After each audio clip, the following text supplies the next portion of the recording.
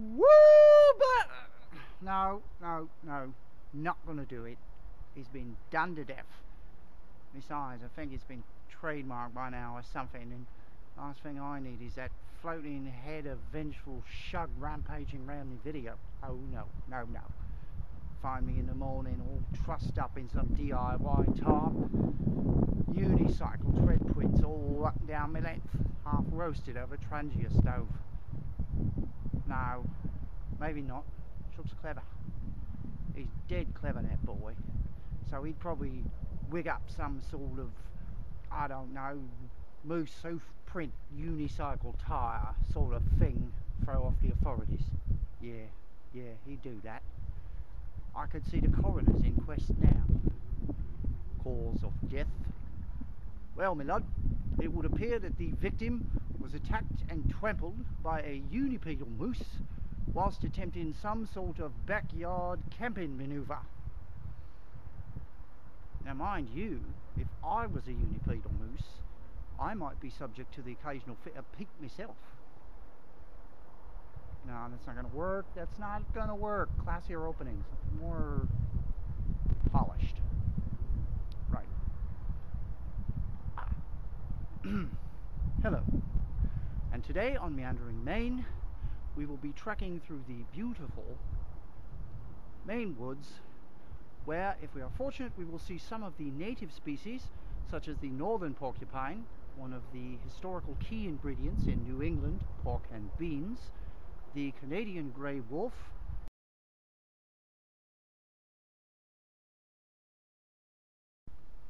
okay kids, this is my backyard. There's the house behind me, and as we turn, you can see trees and the beautiful Kentuskeg stream behind me, and this is where I get to hang. And I'm going to hang tonight. It is January 23rd, Saturday, and we're supposed to get a low of -2 Fahrenheit.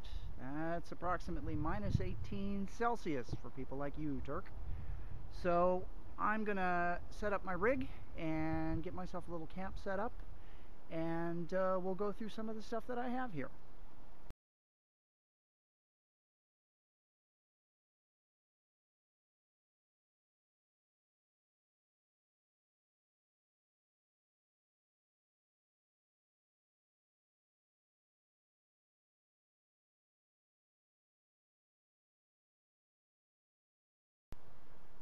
Well, good morning everybody. It's actually about 10:30. I had a fairly good night last night, considering. Never got too cold that I could not sleep, which is something, considering if the thermometer read accurately when I got up at about 5 this morning for a bathroom break, it was about 5 below. So it got fairly cold. But I did all right. A little bit of underquilt fiddling here and there, and it all worked out. So here is my camp, another view.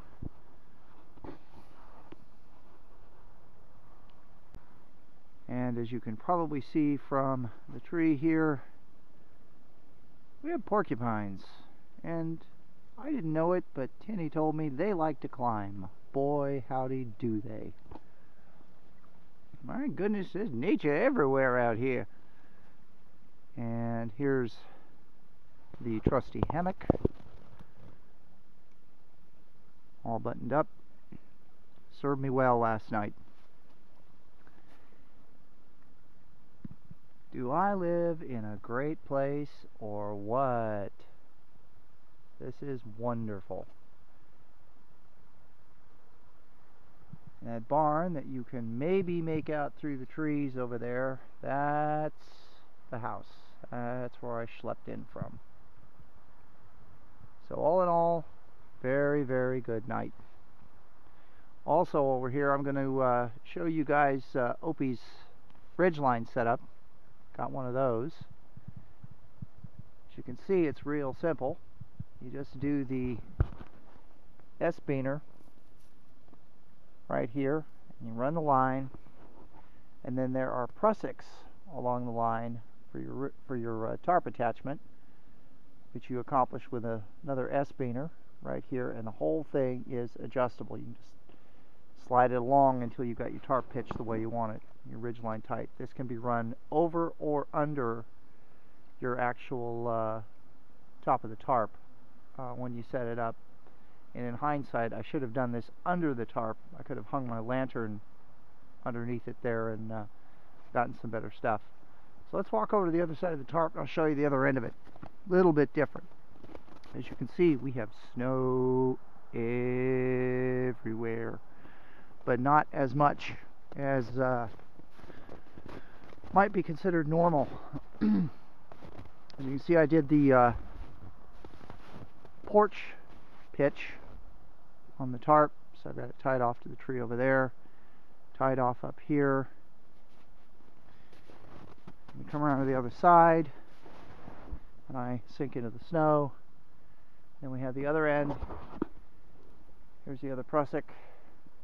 There's the S-beaner to the ridge line, and then when you come to the other tree, what you do is you have a final third prusik here, and it actually attaches to a figure 9, and then you run the line around the tree and simply secure it to the figure 9, which makes setting the tautness and the tension here very, very easy. So it's a really easy up solution for doing your tarp.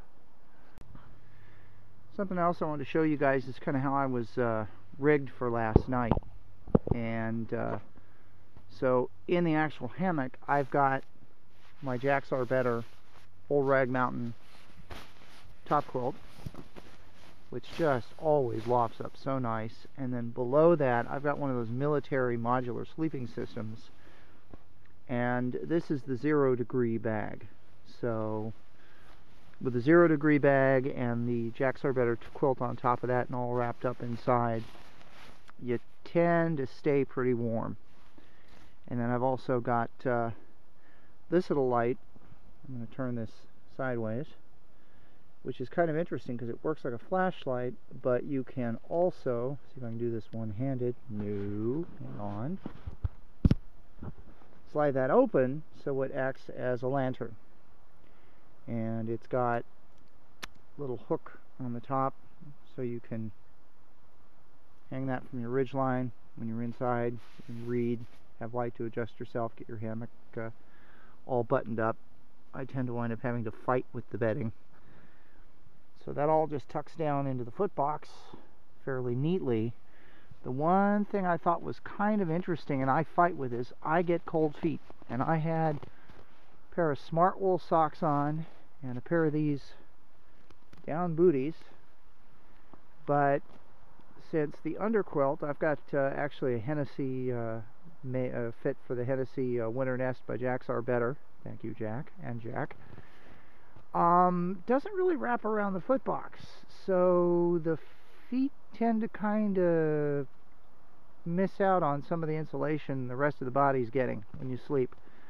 Sometimes if I wait long enough, I'll actually build up enough heat that, you know, the problem goes away, but there are other times where my toes are cold all night.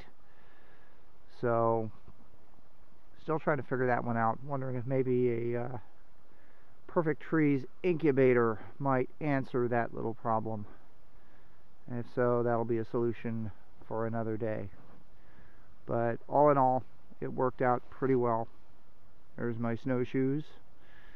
Since I'm going to have to go snowshoeing back, and we're walking around on about 4 feet of snow, post holding is no fun.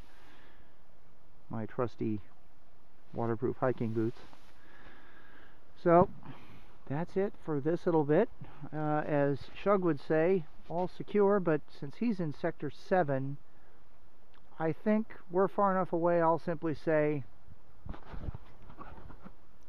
all secure in Sector 12.